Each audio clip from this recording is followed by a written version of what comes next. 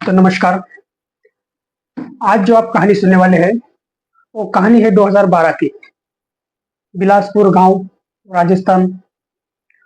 मेरे एक सब्सक्राइबर ने मुझे ये कहानी भेजी है।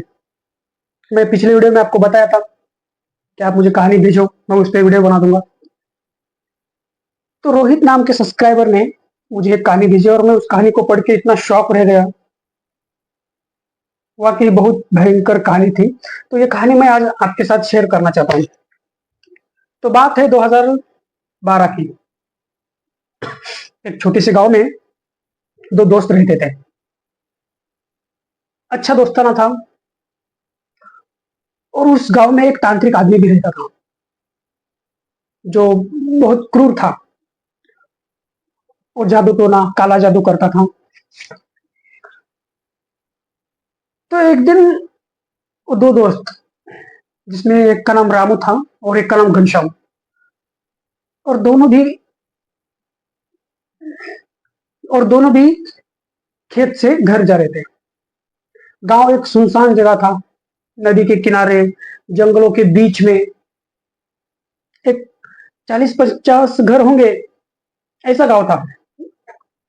तो रामू और घनश्याम खेत से अपने घर की तरफ जा रहे थे। तो रास्ते में उनको तांत्रिक मिल जाता है। रामू तांत्रिक की तरफ देखता है, तांत्रिक रामू की तरफ देखता है, और आंखों में उनके गुस्सा, दोनों के आंखों में गुस्सा।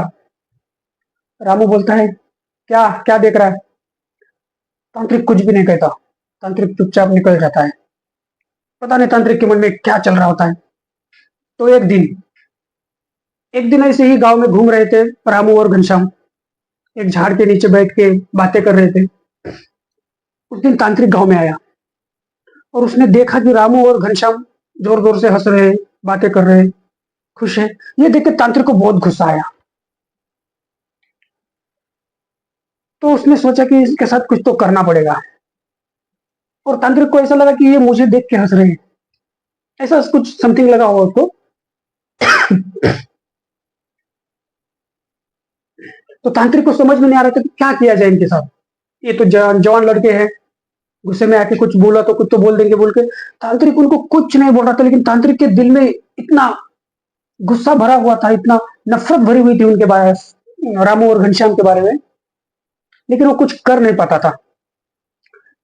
एक दिन रामू की शादी हो गई और शादी में पूरे गांव वालों को बुलाए थे। उसमें तांत्रिक भी था। और तांत्रिक रामू की बीवी को देख लेता है, दुल्हन, खूबसूरत लड़की। अब तांत्रिक का दिमाग चलता है, अब कुछ ना कुछ करना पड़ेगा।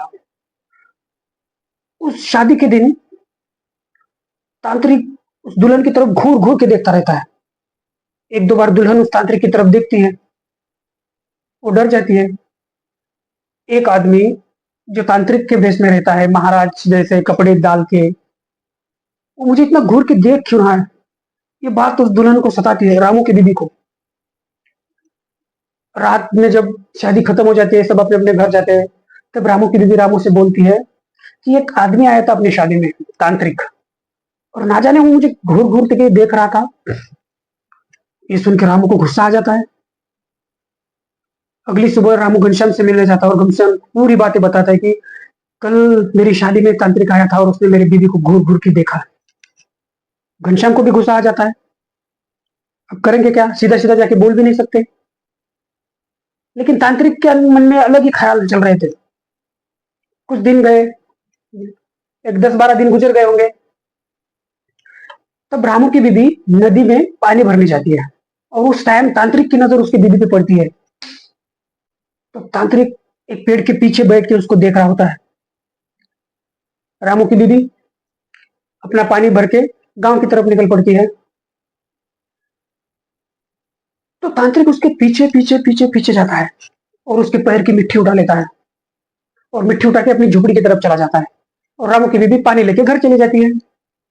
फिर 2 दिन बाद रामू अपनी झोपड़ी में काला जादू का पूरा सामान निकाल के बैठ जाता है। और एक डॉल रहती है उसके पास, एकदम डरावनी डॉल। उस डॉल को लेता है और रामू की बीबी के पैरों की मिट्टी उस डॉल के पैरों को लगा देता है। और जैसे ही उस डॉल के पैरों को रामू के पैरों के नीचे की मिट्टी लगा देता है, तब उधर रामू की बीबी को चक्कर आ जाती है और वो चक्कर आके धार से गिर जाती है। रामू परेशान हो जाता है, अचानक क्या हो गया इसको। उस टाइम पे रामू को थोड़ा घबराहट होती है। फिर रामू अपने बीबी को उठा के अंदर ले जाता है, उसको सुला देता है और सोने के बाद खुद भी सो जाता है कि अब ठीक हो गया, चलो कुछ तो हुआ होगा, चलो देखेंगे डॉक्टर के पास जाके। लेकिन उधर तांत्रिक अपना वो जादू टोना पूरा वो सामान लेके वो चालू ही रहता है। फिर रात के 12 बजे पूरा गांव सो गया है, सुनसान हो गया है। रात के कीड़े गूंज रहे हैं, कुत्ते भौंक रहे हैं जोर जोर से।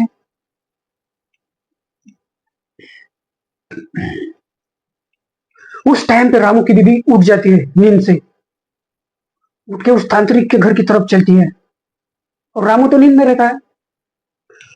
फिर उसकी बीबी तांत्रिक के झोपड़ी के पास जाती है और तांत्रिक बोलता है अंदर आजा, दरवाजा खुला है। तब रामू की बीबी सीधा उस झोपड़ी के अंदर चली जाती है। पता नहीं वो तांत्रिक क्या जादू टोना कर रहा था। रामू की बीबी सीधा जाके झोपड़ी में उस तांत्रिक के खटिया पे बैठ जाती है। तांत्रिक के मन में लड्डू फूटते हैं, वो खुश हो जाता है, फाइनली उसका जादू काम कर रहा है।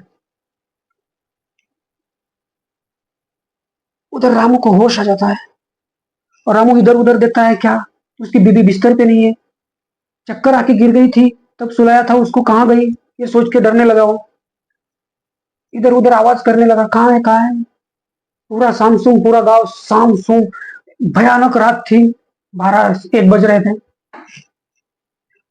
रामू धीरे से टॉर्च निकाल के घनश्याम के घर की तरफ जाता है और घनश्याम को बताता है कि ऐसे ऐसे उसको चक्कर आके गिर गई थी, मैंने उसको सुला दिया, मैं भी सो गया, अब उठ के देख रहा हूं तो वो है ही नहीं। परेशान दोनों बाहर आके रास्ते पे देखते हैं तो पूरा रास्ता सामसूम पड़ा है, कुत्ते भौंक रहे हैं। रामू को शामू की नजर एक दूसरे के पास खड़े लेकिन एक दूसरे का चेहरा नहीं देख पा रहे, इतनी भयंकर अंधार। पूरा रात में कीड़े किर किर कर रहे हैं, करेंगे तो करेंगे क्या, कहाँ जाएंगे। तो कुछ कुत्ते तांत्रिक की झोपड़ी की तरफ देखे भूख रहे थे। 1-2 बज रहे थे, अभी 1 घंटा हो गया था उसको जाके। तांत्रिक ने पता नहीं उसके साथ क्या कर रहा था। तो जब ये दोनों उसकी झोपड़ी की तरफ जा रहे थे,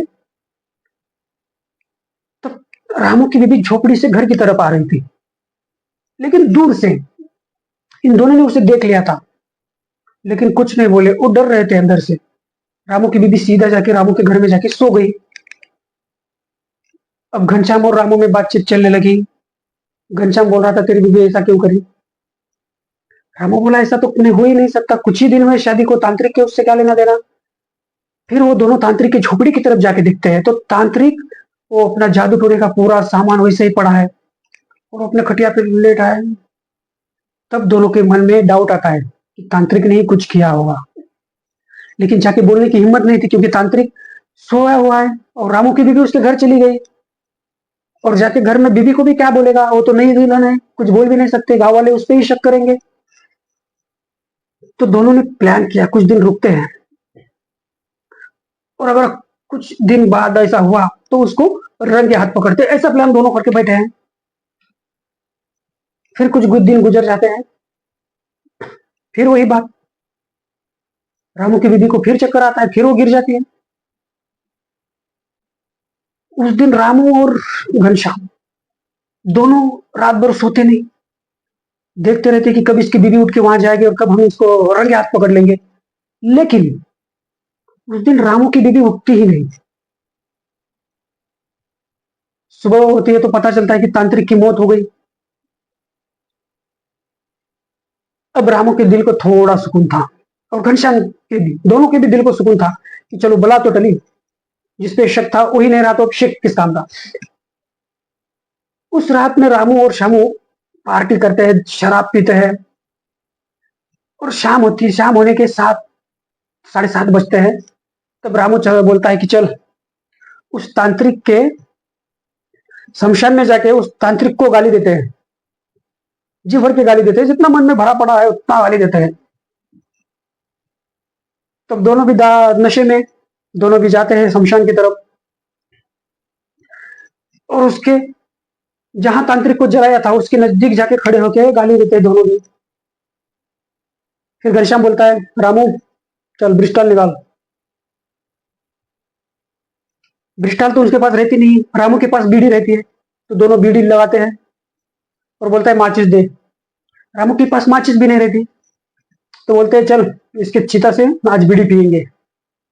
देखो उस टाइम का मंजर क्या होगा, भयानक रात, और वे दोनों शमशान में दारू पी के जाकर चिता से बीड़ी फूक रहे हैं। चलो, दोनों बीड़ी पीते हैं। तब दोनों के पीछे से आवाज आती है कि मुझे भी बीड़ी दे दो। रामू परेशान, घनश्याम भी परेशान, कौन बोला कौन बोला, इधर उधर देखते हैं कोई भी नहीं है। फिर रामू को लगता है कि चलो नशे में है, कुछ भास हुआ होगा। थोड़ी देर बाद और बीड़ी पीता है, फिर आवाज आती है मुझे भी बीड़ी दे दो। अब दोनों की नशा उतर जाती है, पसीना फूटता है उनको, और वो घर की तरफ भागने लगते हैं, लेकिन उनके पैर ही नहीं उठते। जोर जोर से भाग रहे दोनों, पसीने से लथपथ, घबराए हुए। फिर अचानक से उनके सामने से तांत्रिक निकल जाता है। वो देख के दोनों बेहोश हो जाते हैं और गिर जाते हैं। फिर सुबह जब उनकी आंख खुलती है तो वो दोनों अपने अपने घर में रहते हैं। क्या हुआ? अब उनको लगता है ये कोई बुरा सपना है या सच्चाई। लेकिन कुछ देर बाद गांव वालों के लोग उनके घर में आते हैं और बोलते हैं कि तुम उतने रात को वहां क्या कर रहे थे। तब इनको पता चलता है कि हाँ हुआ था, कुछ ना कुछ तो हुआ था। लेकिन ये सच्चाई बताने से डर रहे थे कि गांव वाले तो हम पे हंसेंगे, क्योंकि हम तो नशे में थे।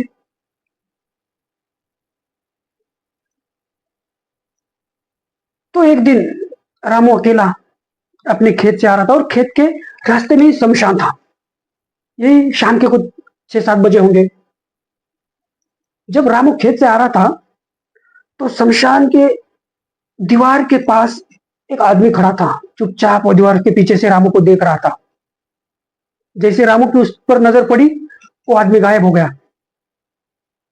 फिर उस दिन रामू को एहसास हुआ कि तांत्रिक की आत्मा तो है जो भटक रही है, लेकिन कुछ प्रूफ नहीं कर सकते इसको, क्योंकि कुछ कर भी नहीं रही है।